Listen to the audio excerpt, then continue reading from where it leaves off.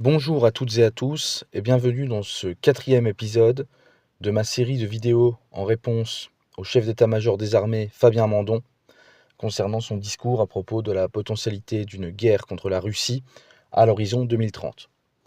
Dans cet épisode, je voudrais parler de la violence à l'état naturel, chez les espèces animales notamment.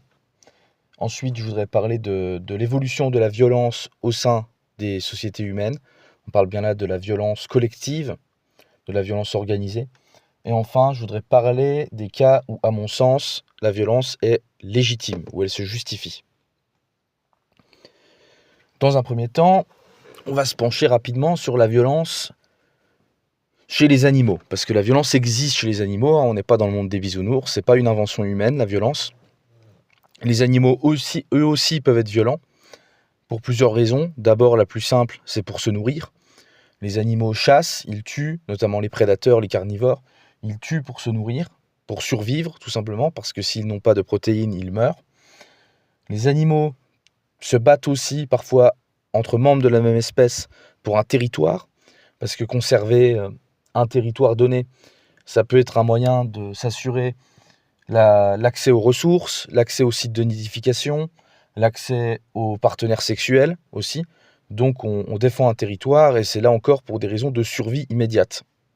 Enfin, les animaux peuvent tuer pour des raisons reproductives justement. C'est-à-dire que, par exemple, l'exemple le plus frappant, c'est le brame du cerf qui est particulièrement violent, où les mâles s'adonnent à des combats parfois qui vont jusqu'à la mort, pour accéder aux biches et pouvoir perpétuer leur gène, pour pouvoir se reproduire. Donc la violence existe chez les animaux. De la même manière, dans les premiers temps, chez l'homme, quand on était des hommes préhistoriques, c'était un peu la même chose. On tuait pour chasser, on tuait pour conserver notre territoire, et on tuait pour sans doute pour accéder à la reproduction aussi. Maintenant, la violence chez l'homme, elle a cette particularité, c'est qu'elle s'est développée, elle s'est organisée d'une façon qui fait qu'aujourd'hui, l'homme ne tue plus pour assurer sa survie directement, mais il tue pour des raisons indirectes, on va dire. C'est-à-dire que il n'est pas forcément menacé, lui, directement dans son essence, ni sa famille, ni son village. Mais comme on appartient à des sociétés de plus en plus grandes, de plus en plus complexes, la violence peut être... comment je pourrais dire ça? Ça peut être désincarné, ça peut être... il peut y avoir une distance entre la personne qui va faire preuve de violence et les motifs pour lesquels elle va faire usage de cette violence. Je reviendrai sur ça juste après. Je voudrais d'abord faire un parallèle avec l'évolution du travail dans les sociétés humaines, parce que c'est très lié en réalité. Au départ, quand l'homme était un chasseur-cueilleur, quand on était nomade, on vivait en tribu et on changeait régulièrement de territoire.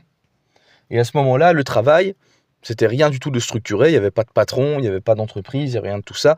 Le travail, c'était la répartition des tâches au sein d'un collectif, et chacun faisait ce qu'il savait faire de mieux, en fait.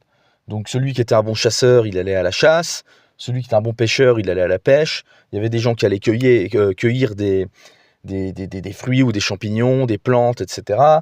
Il y avait des personnes qui, pendant ce temps-là, s'occupaient d'entretenir le camp, de préparer le feu, d'aller chercher du bois également. Il y avait des personnes peut-être qui s'occupaient de créer des vêtements, des personnes qui s'occupaient de la cuisine. Enfin, vous voyez, il y avait un peu toutes les tâches qui étaient réparties entre les membres du groupe, d'une manière spontanée, d'une manière naturelle, selon les compétences de chacun. Et c'était comme ça que ça fonctionnait, il n'y avait même pas besoin de se poser la question, c'était naturel. Ça a déjà commencé un petit peu à se compliquer quand l'homme a voulu se sédentariser. Donc l'homme s'est sédentarisé, donc il s'est fixé sur un territoire donné, et à partir de là, il a fallu structurer plus le travail. Donc on a commencé à cultiver la terre, on a commencé à élever des animaux, et il a commencé à avoir donc une hiérarchie sociale qui s'est formée à partir de là. Il a commencé à avoir une structuration du travail de manière beaucoup plus rigide. Et ça s'est accentué de plus en plus, à partir du moment où on a créé des cités de plus en plus grandes, et des royaumes de plus en plus grands, et des empires de plus en plus grands, etc., etc. Et il y a eu de plus en plus de distance entre le donneur d'ordre et le larbin, on va dire, c'est-à-dire celui qui fait le boulot. Dans les premières sociétés, déjà, il n'y avait pas d'hiérarchie. Donc, quand je parle de première société, je parle des nomades. Il n'y avait pas de hiérarchie. C'était plus ou moins un modèle anarchiste, en fait. Les individus se répartissaient les tâches, comme je l'ai dit, en fonction de leurs compétences. Dans les sociétés un peu plus structurées au néolithique, là, il y avait une hiérarchie, mais on connaissait le chef. On était proche du donneur d'ordre, du chef de tribu, on va dire. Mais plus on a avancé dans la civilisation, entre guillemets, plus il y a eu une distance entre le grand patron et les employés. Et parfois, on arrive dans des modèles, notamment aujourd'hui, où vous travaillez pour une structure où vous n'avez jamais rencontré votre patron. Mais ça va plus loin que ça. C'est-à-dire que non seulement vous ne connaissez pas votre patron, mais en plus, votre production, elle sert à des choses qui vous semblent abstraites. C'est-à-dire, admettons que vous emballiez des boîtes dans une usine, par exemple. Les boîtes que vous emballez, elles pourront être consommées à quelqu'un à l'autre bout de la France. Enfin, elles vont être consommées par quelqu'un qui habite à l'autre bout de la France, voire par quelqu'un, des fois, qui habite à l'autre bout du monde. Donc, en fait, il y a une décorrélation totale entre votre travail et les personnes qui vont en bénéficier. Donc, ça induit une perte de sens parce qu'en fait, vous n'avez plus l'impression, par votre action, de contribuer à quelque chose que vous pouvez constater de vos yeux. Par exemple, si on prend la paysannerie, jusqu'à la Renaissance, même un peu plus tard, je pense que ça a pu subsister jusqu'au 19e siècle, quand un paysan, globalement, produisait ses denrées, il savait que ça allait bénéficier aux habitants de son village, globalement, ou au pire, de sa région proche. Donc, il connaissait les gens qui allaient manger ses produits, tout ça. Donc, ça avait énormément de sens. Aujourd'hui, il y a énormément de paysans ou d'éleveurs, la viande qu'ils produisent, ou les légumes qu'ils produisent, ou les céréales qu'ils produisent, ils connaissent absolument pas les gens qui vont les consommer. Et donc, ça peut créer une espèce de déracinement, de désincarnation de la production, qui fait que voilà, vous travaillez, bon, vous savez pourquoi vous travaillez, hein, vous travaillez pour pas mourir de faim, vous travaillez pour avoir un salaire à la fin du mois, pour nourrir vos enfants, etc. Mais par contre, votre travail en lui-même, il devient abstrait, voire absurde. C'est-à-dire qu'en fait, vous ne savez même plus qui va en bénéficier à la fin, c'est complètement déconnecté, ça devient, ça devient de l'abstrait, quoi. Ça devient une abstraction, ça devient, c'est virtuel presque, voilà. Et donc forcément, ça induit une perte de sens, un sentiment d'absurde. Et le problème, c'est qu'en fait, je reviens sur mon histoire de guerre, on assiste à la même chose avec les guerres et la violence, de manière générale. C'est-à-dire qu'au départ, la violence, dans les premiers stades de l'humanité, quand on était nomade, c'était pareil, c'était comme chez les animaux. C'est-à-dire qu'on utilisait la violence uniquement par nécessité vitale. Mais quand on a commencé déjà à se sédentariser, on a commencé déjà à faire la guerre parce que pour des raisons un peu plus indirectes. C'est-à-dire, on va conquérir le territoire du voisin parce que sur son territoire, il y a tel matériau, il y a tel minerai, tel truc comme ça, et on en a besoin pour fabriquer des armes ou des choses comme ça. Et d'ailleurs, pourquoi on a commencé à pratiquer la forge, à construire des armes? C'était justement pour faire la guerre. Donc déjà, il y avait déjà une décorrélation entre la notion de survie directe et la notion de guerre. C'est-à-dire, on ne fait plus la guerre parce qu'on est menacé là, tout de suite, maintenant. On fait la guerre parce qu'on désire quelque chose que son voisin a. Donc ça devient déjà très différent. Et plus les systèmes sont devenus complexes, plus on a élaboré des sociétés développées, des empires, des choses comme ça, plus c'est devenu abstrait. C'est-à-dire qu'on s'est mis à aller faire des guerres à des centaines, voire des milliers de kilomètres de chez soi, pour l'intérêt d'un prince ou d'un seigneur ou d'un État, alors qu'au final, ça nous rapporte à rien nous-mêmes. On ne fait pas la guerre parce que notre famille, nos parents, nos enfants, nos frères et sœurs sont menacés. On fait la guerre pour contribuer à la puissance d'un empire ou d'un royaume ou d'un empereur ou ce genre de choses. Donc ça devient très déconnecté de notre propre vécu, de notre propre quotidien. Et quand on arrive dans le monde moderne, qui est un monde mondialisé, avec des enjeux très complexes, qui mêlent de l'économie avec de la géopolitique, etc., où parfois, en fait, les guerres, par exemple, qui ont lieu au Moyen-Orient, c'est en réalité pour de nombreux d'obscurs intérêts pétroliers, voire des trucs de drogue, des fois, des choses comme ça, pour servir l'intérêt de grandes entreprises, des choses comme ça. Là, il y a une déconnexion totale entre la mission du soldat et...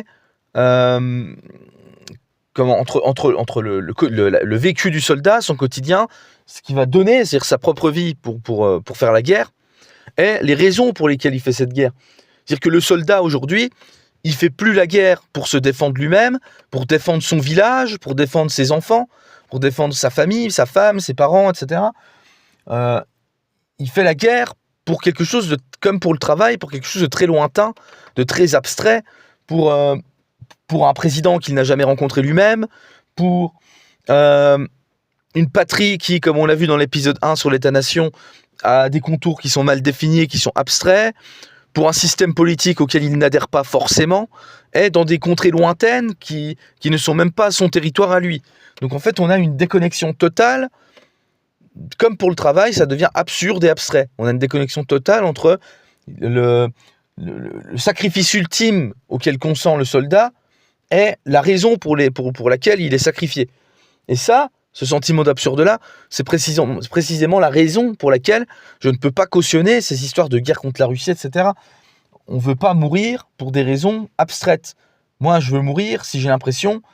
Je suis d'accord pour mourir uniquement si j'ai l'impression que ça va changer concrètement le destin de ma famille, voire mon propre destin, etc.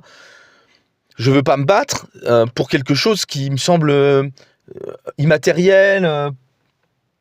Je veux pas me battre pour un chef que j'ai jamais rencontré. Si je me bats, c'est pour mes intérêts directs. En fait, je réfléchis encore comme un nomade ou comme à la rigueur un paysan du néolithique, quoi. Mais je n'accepte pas de donner ma vie pour quelque chose de si lointain, en fait. C'est ça le truc. Et donc, ça rejoint mon discours sur la conscription. C'est-à-dire que pour moi, c'est inhumain, c'est absurde de demander à des gens de se sacrifier pour quelque chose d'aussi lointain par rapport à eux. Ce que j'ai envie de dire, c'est comme dit la chanson de Craon, hein, c'est...